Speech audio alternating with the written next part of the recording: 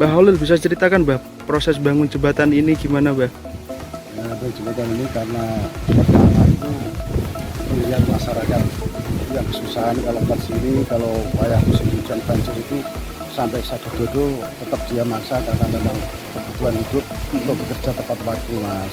Jadi saya nggak tega terus ingin jembatan karena orang ini bermimpi kepinginnya jembatan supaya nggak muter sampai 2 km kalau mau ke Semarang. Nah, kondisinya itu aja saya. Oke. Bangun kapan Mbah ini Mbah? Perkiraan saya lupa tepatnya mas, tapi akhir 2019 karena 2020 harus jadi target saya. Habis berapa Pak? Sekitar kalau jembatannya ya sekitar 3 kebukit terus semua dengan fondasi untuk jalan bisa dilewati sekitar hampir 4 miliaran. Cuma ya berkisaran lah, kalau pastinya ya saya nggak bisa mas. Kisarannya berarti berapa Mbah? Apanya mas?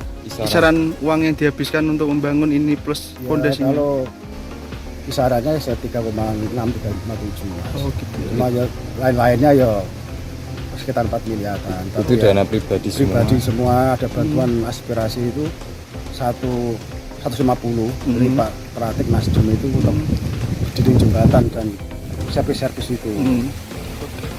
Baru-baru akhir-akhir ini malah taginya rupa nggak cukup itu mas.